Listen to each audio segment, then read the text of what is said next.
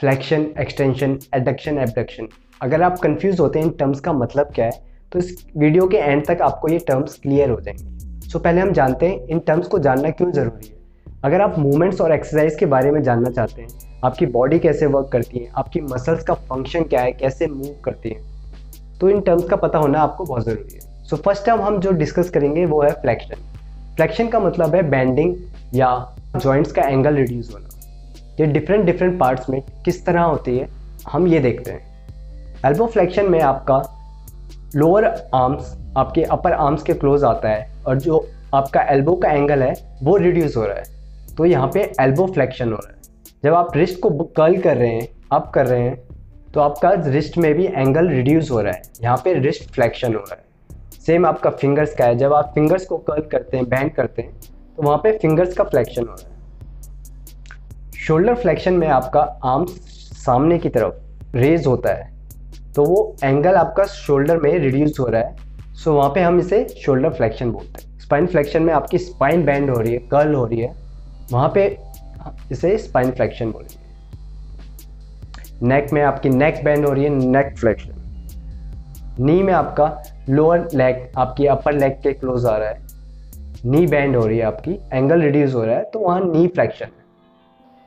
Hip flexion में आपका hip bone और लेग्स के बीच का डिस्टेंस रिड्यूस होगा। एंकल के फ्लेक्शन को डॉर्सी फ्लेक्शन बोलते हैं। नेक्स्ट आता है हमारा एक्सटेंशन। एक्सटेंशन फ्लेक्शन का अपोजिट होता है और इसका मतलब है स्ट्रेटनिंग या जॉइंट एंगल का इंक्रीज होना। जैसे एल्बो एक्सटेंशन का मतलब है आपके एल्बो में एंगल इंक्रीज होना, आपका लोअर आर्म आपके अपर आर्म से दूर जा रहा है, वो स्ट्रेट हो रहा है, उनके बीच का एंगल इंक्रीज हो रहा है, तो वो एल्बो एक्सटेंशन है। रिस्ट एक्सटेंशन में आपकी रिस्ट स्ट्रेट हो रही है, तो उसे रिस्ट एक्सटेंशन बोलेंगे। फिंगर्स में आपकी फिंगर स्ट्रेट हो रही है, फिंगर एक्सटेंशन। शोल्डर एक्सटेंशन में आपका आर्म आपका डाउन एंड बैक जा रहा है, तो उसे शोल्डर एक्सटेंशन बोलेंगे। स्पाइन एक्सटेंशन में आपका स्पाइन बेंडिंग पोजीशन से स्ट्रेट हो रहा है, तो उसे स्पाइन एक्सटेंशन बोलेंगे। नेक में आपका नेक बेंडिंग पोजीशन से स्ट्रेट हो रहा है, तो उसे नेक एक्सटेंशन बोलेंगे। नी एक्सटेंशन में नी आपका बेंडिंग पोजीशन से स्ट्रेट हो रहा है, तो उसे नी एक्सटेंशन बोलेंगे। उसमें आपका लोअर लेग आपका अपर लेग से दूर जा रहा है, उनके बीच का एंगल इंक्रीज हो रहा है। हिप एक्सटेंशन में आपके हिप बोन और लेग्स के बीच का एंगल इंक्रीज होगा।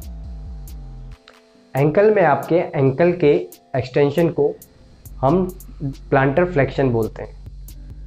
थर्ड है हमारा एडक्शन। एडक्शन का मतलब है आपके लिम्स का, जैसे आपके हैंड्स और लेग्स का बॉडी के मिड लाइन की तरफ आना, उससे बॉडी में ऐड होना, उसे हम एडक्शन बोलते हैं। जैसे कि शोल्डर एडक्शन, इसमें आपका आर्म आपकी बॉडी में ऐड हो रहा है, मूवमेंट आपकी शोल्डर जॉइंट में हो रही है, इसलिए शोल्डर एडक्शन।